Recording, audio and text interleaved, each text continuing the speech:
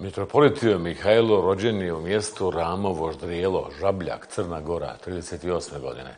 Svjetovno ime mu je Miraš Dedejić, poglavar je obnovljene Crnogorske pravoslavne crkve. Mitropolit Mihajlo je po nacionalnosti Crnogorac, stoluje u Cetinju. Osim crnogorskog govori italijanski, ruski i grčki jezik.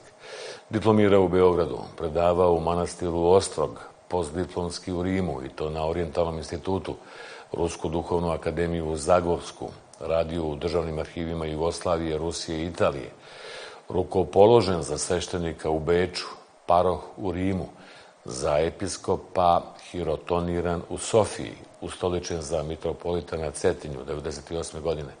Autokefalna, samostalna Crnogorska pravoslavna crkva ukinuta je od strane SPC-a nasilno 1918. godine, kada je Srbija vojno anektirala Kraljevinu Crnu Goru. Prvi je pravoslavni vjerski lider koji je otišao u Vukovar i položio cvijeće na Ovčarje, čuli ste i prvi koji je otišao u Srebrenicu. Ekskluzivno za CD o Hagu, genocidu Karadžiću, Šešelju u Srebrenici, Bosni, razgovarala Nena Škrijelj. Ove sedmice je Vojislav Šešelj oslobođen svih optužbi. Najvjerovatnije da je to dogovor između Haškog tribunala i Srbije da lakše ide u NATO pakt i Evropsku uniju. Vjerujete li da je to dogovor? Ja ne znam šta može drugo da je, razloga drugoga nema. Po meni. Prošle sedmice je bila presuda Karadžiću. Kako komentirate njegovu presudu, jer Radovan Karadžić je osuđen za genocid u Srebrenici i osuđen je po svih 10 tačaka optužnice? Ako je ono tačno što ljudi govore, a to je istorijski i faktički dokazano, naravno da treba da odgovara pred zakonom. Da li on dovoljno kažnjen ili nije kažnjen, to najvjerojatnije da su dobro odmjerili Haški tribunal. Vidim da su i pojedine žene muslimanke koji su u tome ratu, nesretnom građanskom ratu, taj genocid koji se desio u Srebrenici, djelimično zadovoljne. Da li će se to ponovo obnoviti, to suđenje, ili neće, da li će ono biti još oštrije ili ne, ne bi mogao da pretpostavim, jer je to sve u rukama Haškog tribunala. Šta se to dogodilo da od takvog čovjeka postane tako nešto? Sigurno da je to uloga Srpske pravoslavne crkve, uloga Srpske akademije nauka i uloga Udruženja književnika Srbije. To su ta trolist koji je imao u planu i prije genocida, odnosno građanskog rata u bivšoj Jugoslaviji, stvaranje Velike Srbije. To ideja nije se najavila sada, u ovome ratu. Ta ideja je bila i u Drugom svjetskom ratu. Ta ideja je bila i kad se stvarala prva Jugoslavija, Srba, Hrvata i Slovenaca 1918. godine. Tada, kao što vi znate, tada je bila stvorena država Srba, Hrvata i Slovenaca, a sa geografske karte Evrope bila je izbrisana država Bosna i Hercegovina, država Crna Gora i Makedonija, koju dan danas Srbi smatraju da to nisu bile nikada države i da su to teritorija Velike Srbije. Koji im je zajednički cilj? Uvijek prst plana Velike Srbije. Dakle, sve što se dogodilo, i oni su i uzročnici, pazi, baš ove tri institucije, oni su baš i uzročnici da dođe do raspada bivše Jugoslavije. To je poznato i to se možda dokaže vrlo lako, tu imamo mnogo dokumenata, tu je čak i jednu od glavnih uloga imao i Dobrica Ćosić, Srpske akademije nauka i umjetnosti, i drugi, da ih ne mogu ja da ih pamtim, Boga, ima njih dosta, jedna vrlo veliki broj, jedna vrlo velika grupa srpskih akademika koji su donosili takve odluke.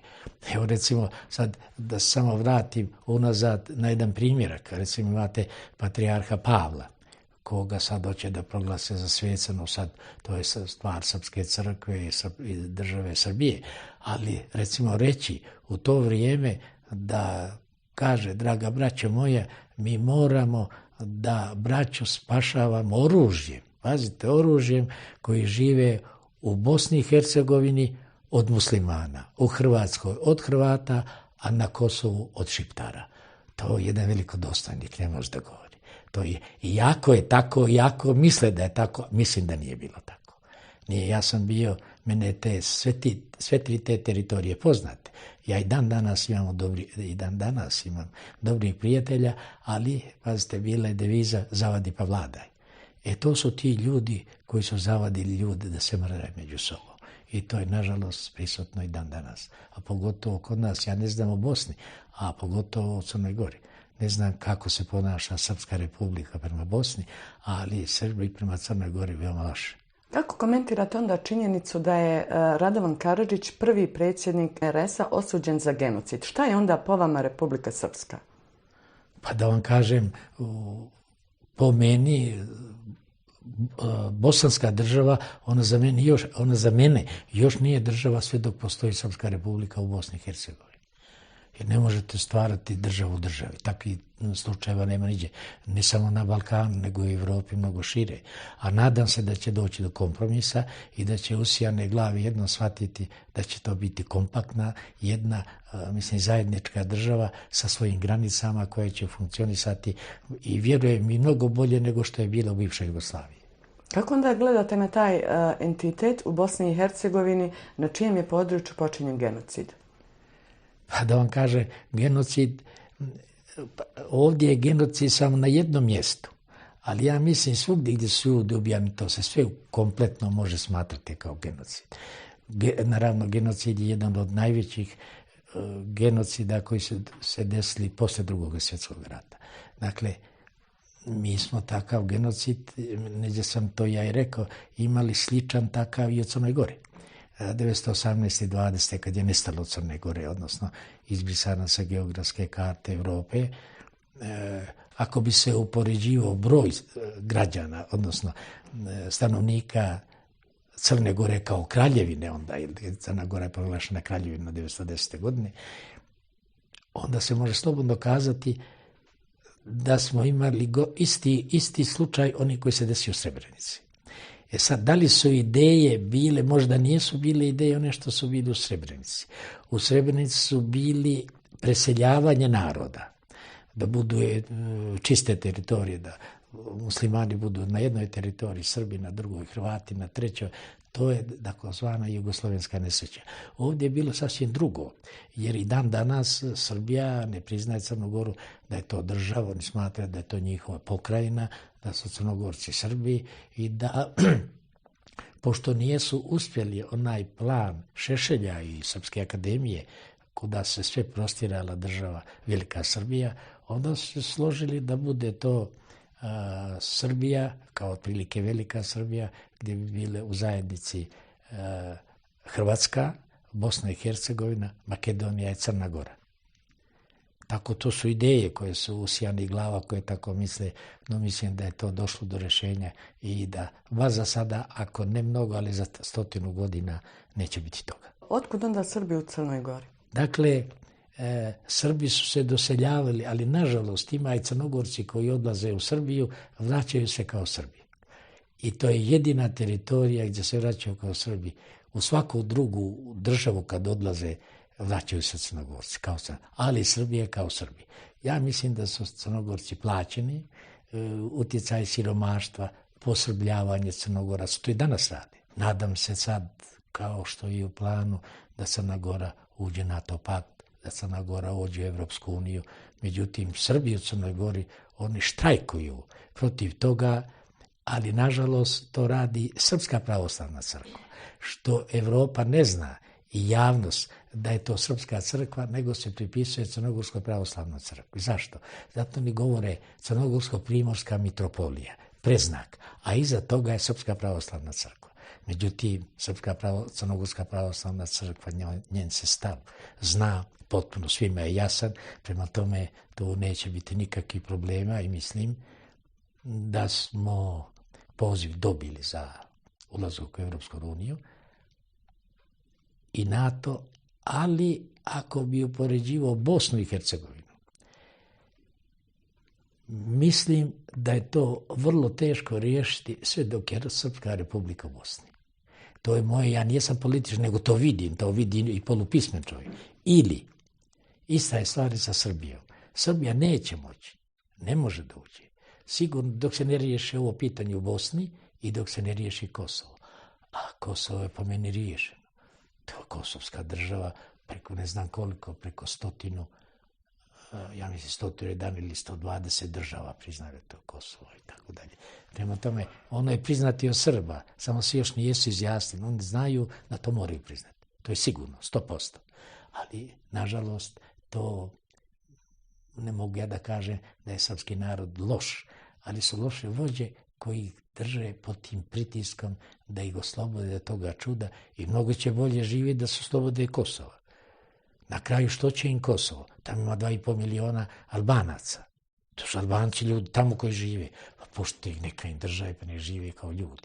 Neki imaju svoju granicu, neki imaju svoju državu.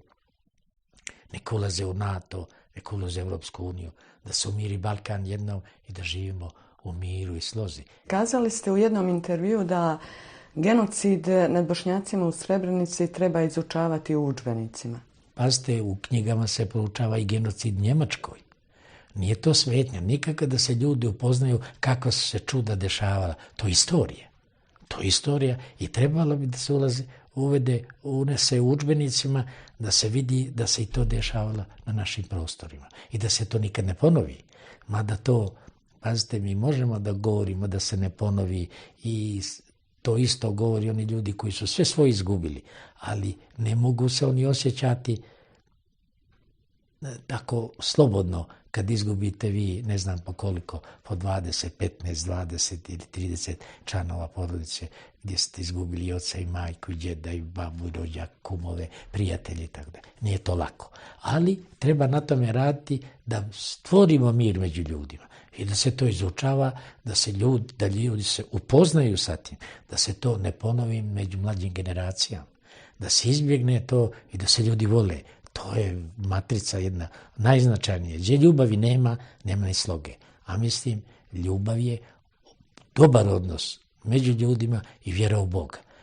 Boga ne možemo dijeliti da je islamski Bog ili pravoslavni ili katolički ili protestanti. Allah je jedan. Njemu se svi molimo. A što imamo mi ono drugo, što se mi razlikujemo vjeru, to nikome ne smeta. Mene ne smeta niko. Niko mene ne smeta. Pa zar nije prorok Muhamed?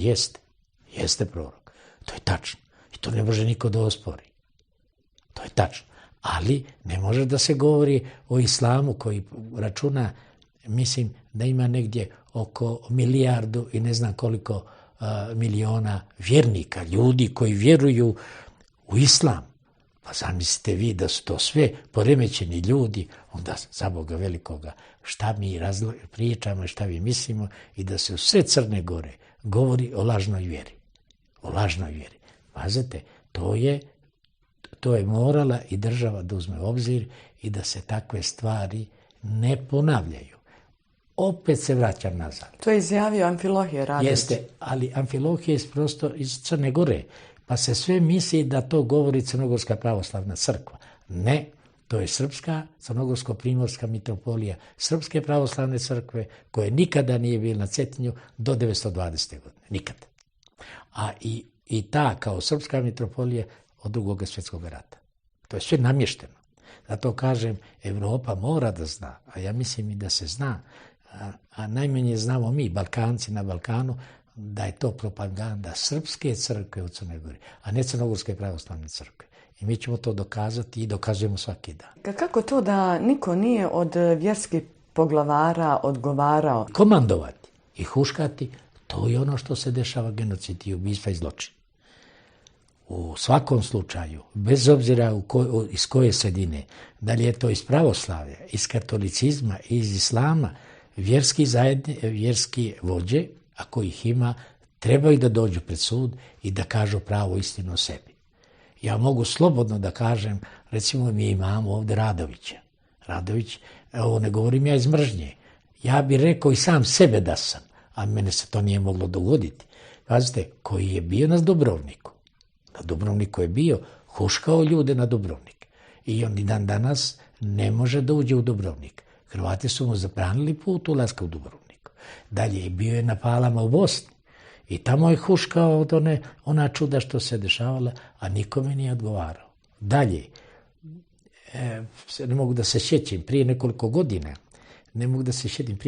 godina, njemu i još 14 ljudi, i još 14 osoba bilo je zabranjeno ulaz u Evropsku uniju. To niko neće da potencira. Mora se tome stati na kraj. I sad recimo jedan episkop ili jedan pop ili jedan tako nešto da možda kaže, to bi trebalo najoštrije da se sankcioniše ne samo na Balkanu i Crnoj Gori, nego uopšte. I ja Zbog mislim, čega onda Srpska pravoslavna crkva šuti na izjave na takve izjave Amfilohija Radovića? pa da vam kaže, ne, njoj to i odgovara. Uvijek je u pitanju Velika Srbija. Uvijek je u pitanju Velika Srbija. Pazite, uvijek da se stvori Velika Srbija. Vi znate kakav je bio stav gospodina Šešelja. Ovdje su ga Crnogorci izbacili u Čebecu, su ga izbacili napolje. On i dan danas to, on je odgovoran. On je otvoreno kaže. On nije lažao. On ono što misli, on to kaže. To Srbima ne odgovara javno, ali odgovara tajno. Hoćete da kažete da još uvijek Srbija, Srpska pravoslavna crkva i SANU nisu odustali od ideje Velike Srbije? Ne odustaje. Vladika, bili ste u Srebrenici 11. jula. Bili ste svjedok kada je napadnut Aleksandar Vučić. Svi su me dočekali da me nose tamo. To je bilo tako. To je bilo sve omladine, ja mislim, sve tvoja godišta, vaša godišta, tako. I ja sam prošao tamo i mi se obavilo to sve. Ima onaj Ljiljance Davo i kišobran bijeli i sve to. Mene su poštovali iznad svega. Pa ono znaju, znaš, jedan pop, pa veli nije ovaj došao baš, nego znaš to ljudi ispričaju. Ja ne znam da li je Vučić priznao genocid. Ne. Ja mislim da kogod ne prizna onaj genocid, ja lično govorim, lično, kao čovjek i episkop mitropolit Crnogorske crkve, nikome ne bi dozvolio tamo da se pokloni tim ljudima. To nikad nije sam rekao, ali ne bi dozvolio. Pa kako nije genocid, kuminte Bog, od 7-8 hiljada ljudi ubiti na jedno mjesto i onaj zločin raditi. Bez obzira ne znam da su onom bili sve neprijatelji. Da su Crnu Goru uništavali kao tako. Ja bih rekao, dobro smo se na kraju, uspjeli smo da otklonimo to, ali ipak je genocid. Ubijanje ljudi je genocid. Sam misliti na jednom mjestu, toliko ljudi ubiti. Pa to slušaj. Ja sam rekao jednom, ne znam, ne mogu da se sjetim, čini mi se, onda je bilo i vrijeme i kad Boga nije više bilo, čoč. Sam misliti hrabrosti da ti došao na zločin, a da se ne pokloniš genocidu. To je, ne mogu, to je, ja mislim, za mene moralni zločin. Moralni zločin. I jeste. Zbog čega onda Srbija, srpski predstavnici, pa i srpska javnost ne priznaje genocid u Srebrenici? Ja ne bi znao šta oni razmišljaju i misle zbog čega, ali ja mislim da je to veoma skupo. Treba ogromni novac platiti za te zločine. Ogromni novac je to. Boga mi, ne znam, i to će na kraju doći. Srebrenica je srpska teritorija. Kako se oni tamo kreću, za Boga velikog. Ja kad bi bio tamo, ja bih rekao, ljudi, i sveštenstvo i oni građani, iselite se odavde, pušte ljudi, nek se vole Bogu. Ako nećete vi da to poštujete, tamo nijedan pop čuo sam nije došao da se pokloni. Pazite, zamislite to popu, tome svešteniku da vi nešto vjerujete. Ili ođe, ili bilo gdje. To ljudi nije. Nakon presude Karadžiću, Republiku Srpsku niko ne smije dirati. To su izjavili Vučić i Dodik. Čega se oni to boje?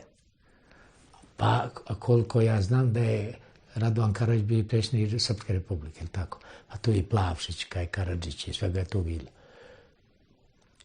Oni znaju da se ta republika ne može držati. I Vučić, i Nikolić, i Dodik, i svi Srbi to znaju. Svi Srbi to znaju. Ali zbog te osude, tog suđenja u Ševningen, je li tako se zove, sigurno da ne bi izazvalo reakciju u Srpskoj republici. Da sve to stišaje. Politika je politika, da, te može sve. I to je jedini razlog, drugo ništa. On isto ovo biste koji ja. 100%. Pa ne možete. Kako? Kako može? Ja sam bio u Srpskoj republici, neđe su mi pokazivali, tramvaj gdje prolazi. Pa jedna šina u Srpskoj republici, druga šina u Bosni. Gdje to ima, to ne može nikako. Ili će biti sve Srpska republika, ili će biti sve Srpska, odnosno Bosna i Hercegovina. A u što vi vjerujete da će biti? U Bosnu i Hercegovini. A ne može drugačije. Od Kulina bana i dobrije dana. To država za Boga veliko. To je veliko. Pa čuj, to nema... Ja ne mogu prosto, ne mogu da se načudim da tako ljudi misle. Bosna i Hercegovina je najavila reviziju tužbe protiv Srbije za agresiju. Vjerujete li u tu tužbu? Ja vjerujem u pozitivan ishod. Vjerujem.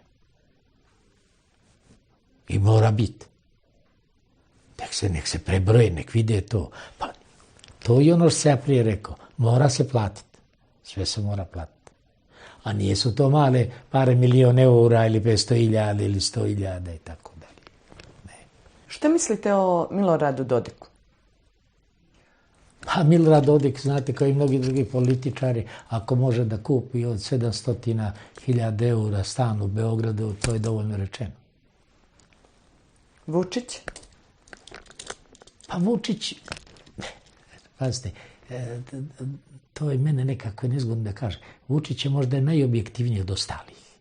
Vučić ono što je došao u Srebrenicu. On nije došao zbog Srebrenice. On je došao nekako da izvuče neku pozitivnu situaciju Srbiji i da je povede nekako da izvuče iz ovoga čuda u kome se nalazi. A ovaj Nikolić, on je bio direktor groblja, gdje grobar bio, direktor groblja bio. I on kaže da je poreklom sam kaže iz Crne Gore. Nikoliću, nemaš ti nikakav porijeklo iz Crne Gore. Sad su oni svi, ako i nešto treba, porijeklom su iz Crne Gore. Svi su oni iz Crne Gore. Dakle, da lakše ruše Crnu Goru. Ne mogu. Tu smo ih valjda donekle zaustavili, a još malo potpuno. Dugo je na sceni srpski nacionalizam. On je veoma dugog vremenskog perioda i vrlo teško potpuno ga iskorijeniti. To je isto kao i komunizam. Pazite, mi komuniste imamo i dan danas. Nije to lako iskorijeniti, treba vremena. A iskorijenit će oni, ako budu ovako ponašali se, oni će iskorijeniti sami sebe. Srbija, tada i Crna Gora, izvršile su agresiju na Bosnu i Hercegovinu. To je opće poznato i to su činjenice. Da, nema više, uzet ćemo ovo i ono. Nema, tu nek se pomire sa sudbinom. Oni su uspostavili svoje granice. Kosovo je otišlo ovamo. Ja nijesam bio da se odme i da se miješam u to. Bogu mi, Kosovo nije nikad ni bilo srpsko. 1912. godine Kosovo je dato Srbiji. Sam ti izgubiš teritorija moje. Nije to tako. Ali dobro je to da se riješi. Ja garantujem da ovo što ću ti sad reći da misli Srbija. Jedva čekaju da se to prizna. Jedva čekaju. Ne mogu da idu naprijed. Oni zbog Kosova i Srpske republike ne mogu da idu ni u Europsku uniju, ni u NATO. A ako će sa Rusima, sretno je bilo, jer Nikolić je govorio, on bi najviše volio kad bi Srbija postala ova ruska gubernija. Hvala vam, Vladimir. Zdravo bilo. A bit će to dobro. Do raspada bivše Jugoslavije. To je poznato. I to se možda dokaže vrlo lako. Tu imamo mnogo dokumenata. Tu je čak i jednu od glavnih uloga imao i Dobrica Ćosić, Srpske akademije nauka i umjetnosti. I drugi, da ih ne mogu ja da ih pamtim, Boga, ima njih dosta, jedna vrlo veliki broj, jedna vrlo velika grupa srpskih akademika koji su donosili takve odluke. Evo recimo, sad da samo vratim unazad na jedan primjerak. Recimo imate patrijarha Pavla, koga sad hoće da proglase za svecano, sad to je stvar Srpske crkve i države Srbije. Ali recimo reći u to vrijeme da kaže, draga braćo moja, mi moramo da braću spašavamo oružjem. Pazite, oružjem koji žive u Bosni i Hercegovini od muslimana, u Hrvatskoj od Hrvata, a na Kosovu od Šiptara. To je jedan veliko dostojnik, ne može da govori. To je, iako je tako, iako misle da je tako, mislim da nije bilo tako. Nije, ja sam bio, mene sve tri te teritorije poznate. Ja i dan danas imam dobrih prijatelja, ali, pazite, bila je deviza zavadi pa vladaj. To su ti ljudi koji su zavadili ljude da se mrde među sobom. I to je, nažalost, prisutno i dan danas. A pogotovo kod nas, ja ne znam o Bosni, a pogotovo u Crnoj Gori. Ne znam kako se ponaša Srpska republika prema Bosni, ali Srbi prema Crnoj Gori veoma loše. Kako komentirate onda činjenicu da je Radovan Karadžić, prvi predsjednik RS-a, osuđen za genocid? Šta je onda po vama Republika Srpska? Pa da vam kažem, po meni bosanska država, ona za mene još nije država sve dok postoji Srpska republika u Bosni i Hercegovini. Jer ne možete stvarati državu u državi. Takvih slučajeva nema niđe. Ne samo na Balkanu, nego i u Evropi mnogo šire. A nadam se da će doći do kompromisa i da će usijane glavi jedno shvatiti da će to biti kompaktna, jedna, zajednička država sa svojim granicama koja će funkcionisati i vjerujem i mnogo bolje nego što je bilo u bivšoj Jugoslaviji. Kako onda gledate na taj entitet u Bosni i Hercegovini na čijem je području počinjen genocid? Pa da vam kaže, genocid, ovdje je genocid samo na jednom mjestu, ali ja mislim svugdje gdje su ljudi ubijani, to se sve kompletno može smatrati kao genocid. Naravno, genocid je jedan od najvećih genocida koji su se desili poslije Drugog svjetskog rata. Dakle, mi smo takav genocid, neđe sam to ja i rekao, imali sličan takav i u Crnoj Gori. 1918. i 20. kad je nestalo Crne Gore, odnosno izbrisana sa geografske karte Europe, ako bi se upoređivao broj građana, odnosno stanovnika Crne Gore kao kraljevine, onda je Crna Gora je proglašena kraljevina 1910. godine, onda se može slobodno kazati da smo imali isti slučaj oni koji se desio u Srebrenici. Sad, da li su ideje bile, možda nisu bile ideje one što su bili u Srebrenici. U Srebrenici su bili preseljavanje naroda, da budu čiste teritorije, da muslimani budu na jednoj teritoriji, Srbi na drugoj, Hrvati na trećoj. To je takozvana jugoslovenska nesreća. Ovdje je bilo sasvim drugo, jer i dan danas Srbija ne priznaje Crnu Goru da je to država, oni smatraju da je to njihova pokrajina, da su samo na Balkanu i Crnoj Gori, nego uopšte. Zbog čega onda Srpska pravoslavna crkva šuti na takve izjave Amfilohija Radovića? Pa da vam kaže, njoj to i odgovara. Uvijek je u pitanju Velika Srbija. Uvijek je pitanje Velika Srbija. Pazite, uvijek da se stvori Velika Srbija. Vi znate kakav je bio stav gospodina Šešelja. Ovdje su ga Crnogorci izbacili u Čebecu, su ga izbacili napolje. On i dan danas to, on je odgovoran. On je otvoreno kaže. On nije lažao. On ono što misli, on to kaže. To Srbima ne odgovara javno, ali odgovara tajno. Hoćete da kažete da još uvijek Srbija, Srpska pravoslavna crkva i SANU nisu odustali od ideje Velike Srbije? Ne odustaje. Vladika, bili ste u Srebrenici 11. jula. Bili ste svjedok kada je napadnut Aleksandar Vučić. Svi su me dočekali da me nose tamo. To je bilo tako. A to je bilo sve omladine, ja mislim, sve tvoja godišta, vaša godišta, tako. I ja sam prošao tamo i mi se obavilo to sve. Ima onaj Ljiljance Davo i kišobran bijeli i sve to. Mene su poštovali iznad svega. Pa ono znaju, znaš, jedan pop, pa veli nije došao baš, nego znaš to ljudi ispričaju. Ja ne znam da li je Vučić priznao genocid. Ne. Ja mislim da kogod ne prizna onaj genocid, ja lično govorim, kao čovjek i episkop mitropolit Crnogorske crkve, nikome ne bi dozvolio tamo da se pokloni tim ljudima.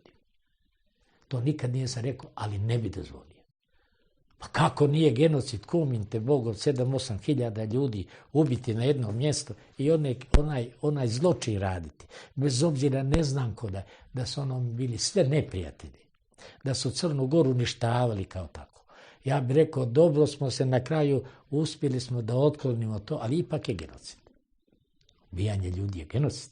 Smisli na jednom mjestu toliko ljudi ubiti. Pa to slušaj. Ja sam rekao, jedno, ne znam, ne mogu da se sjetim, čini mi se, onda je bilo i vrijeme i kad Boga nije više bilo, čoč. Sam misli ti hrabrosti da ti došao na zločin, a da se ne pokloniš genocidu. To je, ja mislim, za mene moralni zločin. Moralni zločin. I jeste. Zbog čega onda Srbija, srpski predstavnici pa i srpska javnost ne priznaje genocid u Srebrenici? Ja ne bi znao šta oni razmišljaju i misle zbog čega, ali ja mislim da je to veoma skupo. Treba ogromni novac platiti za te zločine. Ogromni novac je to. Boga mi, ne znam, i to će na kraju doći. Srebrenica je srpska teritorija. Kako se oni tamo kreću, za Boga velikog. Ja kad bi bio tamo, ja bih rekao, ljudi, i sveštenstvo i oni građani, iselite se odavde, pušte ljudi, nek se vole Bogu. Ako nećete vi da to poštujete, tamo nijedan pop, čuo sam, nije došao da se pokloni. Pazite, zamislite to popu, tome svešteniku da vi nešto vjerujete. Ili ođe, ili bilo gdje. To ljudi nije. Nakon presude Karadžiću, Republiku Srpsku niko ne smije dirati. To su izjavili Vučić i Dodik. Čega se oni to boje? Pa koliko ja znam da je Radovan Karadžić bio predsjednik Srpske republike, ili tako? A tu je i Plavšić, kaj Karadžić i svega je tu bilo. Mitropolit Mihajlo rođen je u mjestu Ramovo Ždrijelo, Žabljak, Crna Gora, 38. godine. Svjetovno ime mu je Miraš Dedejić, poglavar je obnovljene Crnogorske pravoslavne crkve. Mitropolit Mihajlo je po nacionalnosti Crnogorac, stoluje u Cetinju. Osim crnogorskog govori italijanski, ruski i grčki jezik. Diplomirao u Beogradu, predavao u manastiru Ostrog, postdiplomski u Rimu i to na Orijentalnom institutu, Rusku duhovnu akademiju u Zagorsku, radio u državnim arhivima Jugoslavije, Rusije i Italije, rukopoložen za sveštenika u Beču, paroh u Rimu, za episkopa hirotoniran u Sofiji, ustoličen za mitropolita na Cetinju, 1998. godine. Autokefalna, samostalna Crnogorska pravoslavna crkva ukinuta je od strane SPC-a nasilno 1918. godine kada je Srbija vojno anektirala Kraljevinu Crnu Goru. Prvi je pravoslavni vjerski lider koji je otišao u Vukovar i položio cvijeće na Ovčarje, čuli ste i prvi koji je otišao u Srebrenicu. Ekskluzivno za CD o Hagu, genocidu Karadžiću, Šešelju u Srebrenici, Bosni, razgovarala Nena Škrijelj. Ove sedmice je Vojislav Šešelj oslobođen svih optužbi. Najvjerovatnije da je to dogovor između Haškog tribunala i Srbije da lakše ide u NATO pakt i Evropsku uniju. Vjerujete li da je to dogovor? Ja ne znam šta može drugo da je, razloga drugoga nema. Po meni. Prošle sedmice je bila presuda Karadžiću. Kako komentirate njegovu presudu, jer Radovan Karadžić je osuđen za genocid u Srebrenici i osuđen je po svih 10 tačaka optužnice? Ako je ono tačno što ljudi govore, a to je istorijski i faktički dokazano, naravno, da treba da odgovara pred zakonom. Da li je on dovoljno kažnjen ili nije kažnjen, to najvjerojatnije da su dobro odmerili Haški tribunal. Vidim da su i pojedine žene muslimanke koji su u tome ratu, nesretnom građanskom ratu, taj genocid koji se desio u Srebrenici, djelimično zadovoljne. Da li će se to ponovo obnoviti, to suđenje, ili neće, da li će ono biti još oštrije ili ne, ne bi mogao da pretpostavim jer je to sve u rukama Haškog tribunala. Šta se to dogodilo da od takvog čovjeka postane tako nešto? Sigurno da je to uloga Srpske pravoslavne crkve, uloga Srpske akademije nauka i uloga Udruženja književnika Srbije. To su ta trolist koji je imao u planu i prije genocida, odnosno građanskog rata u bivšoj Jugoslaviji, stvaranje Velike Srbije. To ideja nije se najavila sada, u ovome ratu. Ta ideja je bila i u Drugom svjetskom ratu. Ta ideja je bila i kad se stvarala prva Jugoslavija, Srba, Hrvata i Slovenaca 1918. godine.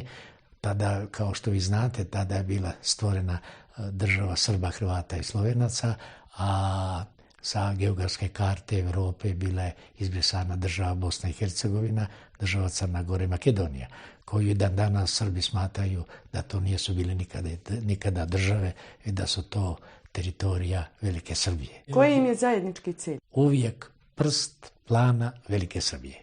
Dakle, sve što se dogodilo, i oni su i uzročnici, pazi, baš ove tri institucije, oni su baš i uzročnici da dođe dečati tako slobodno kad izgubite vi, ne znam po koliko, po 20, 15, 20 ili 30 članova porodice, gdje ste izgubili i oca i majku i djeda i babu i rođak, kumove, prijatelje i tako da. Nije to lako. Ali treba na tome raditi da stvorimo mir među ljudima i da se to izučava, da ljudi se upoznaju sa tim, da se to ne ponovi među mlađim generacijama, da se izbjegne to i da se ljudi vole. To je matrica jedna najznačajnija. Gdje ljubavi nema ni sloge. A mislim, ljubav je dobar odnos među ljudima i vjera u Boga. Boga ne možemo dijeliti da je islamski Bog ili pravoslavni ili katolički ili protestanti. Allah je jedan. Njemu se svi molimo. A što imamo mi ono drugo, što se mi razlikujemo, to nikome ne smeta. Mene ne smeta niko. Niko mene ne smeta. Pa zar nije prorok Muhammed? Jeste prorok. To je tačno. I to ne može niko da ospori. To je tačno. Ali ne može da se govori o islamu koji računa, mislim da ima negdje oko 1 milijardu i ne znam koliko miliona vjernika, ljudi koji vjeruju u islam. Pa zamislite vi da su to sve poremećeni ljudi, onda za Boga velikoga šta mi pričamo i šta mi mislimo i da se u sve Crne Gore govori o lažnoj vjeri. O lažnoj vjeri. Pazite, to je morala i država da uzme u obzir i da se takve stvari ne ponavljaju. Opet se vraćam nazad. To je izjavio Amfilohije Radović. Jeste, ali Amfilohije je prosto iz Crne Gore. Pa se sve misli da to govori Crnogorska pravoslavna crkva. Ne, to je Srpska, Crnogorsko-primorska mitropolija Srpske pravoslavne crkve koje nikada nije bila na Cetinju do 1920. godine. Nikada. A i ta kao Srpska mitropolija od Drugog svjetskog rata. To je sve namješteno. Zato kažem, Evropa mora da zna, a ja mislim i da se zna, a najmanje znamo mi, Balkanci na Balkanu, da je to propaganda Srpske crkve u Crnoj Gori, a ne Crnogorske pravoslavne crkve. I mi ćemo to dokazati i dokazujemo svaki dan. Kako to da niko nije od vjerskih poglavara odgovarao? Komandovati i huškati, to je ono što se dešava, genocid i ubistva i zločin.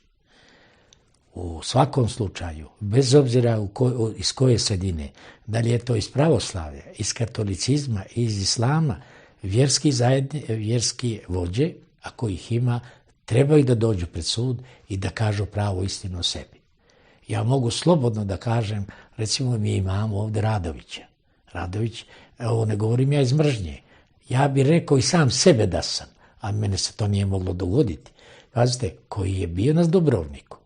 Na Dubrovniku je bio, huškao ljude na Dubrovnik.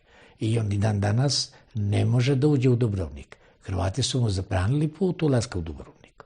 Dalje, bio je na Palama u Bosni.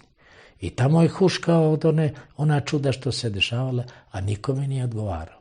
Dalje, ne mogu da se sjećam, prije nekoliko godina, njemu i još 14 osoba bilo je zabranjeno ulaz u Evropsku uniju. To niko neće da potencira. Mora se tome stati na kraj. I sad recimo jedan episkop ili jedan pop ili jedan tako nešto da možda kaže, to bi trebalo najoštrije da se sankcioniše ne Crnogorci Srbiji i da, pošto nijesu uspjeli onaj plan Šešelja i Srpske akademije, kuda se sve prostirala država Velika Srbija, onda su se složili da bude to Srbija, kao otprilike Velika Srbija, gdje bi bile u zajednici Hrvatska, Bosna i Hercegovina, Makedonija i Crna Gora. Tako to su ideje koje su usijane glava koje tako misle, no mislim da je to došlo do rješenja i da bar za sada, ako ne mnogo, ali za 100 godina neće biti toga. Otkud onda Srbi u Crnoj Gori? Dakle, Srbi su se doseljavali, ali nažalost ima i Crnogorci koji odlaze u Srbiju, vraćaju se kao Srbi. I to je jedina teritorija gdje se vraćaju kao Srbi. U svaku drugu državu kad odlaze, vraćaju se Crnogorci kao Srbi, ali Srbije kao Srbi. Ja mislim da su Crnogorci plaćeni, utjecaj siromaštva, posrbljavanje Crnogoraca, to i danas radi. Nadam se sad, kao što je u planu, da Crna Gora uđe NATO pakt, da Crna Gora uđe u Evropsku uniju. Međutim, Srbi u Crnoj Gori, oni štrajkuju protiv toga, ali nažalost to radi Srpska pravoslavna crkva. Što Evropa ne zna i javnost da je to Srpska crkva, nego se pripisuje Crnogorskoj pravoslavnoj crkvi. Zašto? Zato ni govore Crnogorsko-primorska mitropolija, preznak, a iza toga je Srpska pravoslavna crkva. Međutim, Crnogorska pravoslavna crkva, njen se stav zna, potpuno svima je jasan, prema tome tu neće biti nikakvih problema i mislim da smo poziv dobili za ulazak u Europsku uniju i NATO, ali ako bi upoređivao Bosnu i Hercegovinu, mislim da je to vrlo teško riješiti sve dok je Srpska republika u Bosni. To je moje, ja nisam političar, nego to vidim i polupismen čovjek. Ili, ista je stvar sa Srbijom. Srbija neće moći, ne može da uđe. Sigurno dok se ne riješi ovo pitanje u Bosni i dok se ne riješi Kosovo. A Kosovo je po meni riješeno.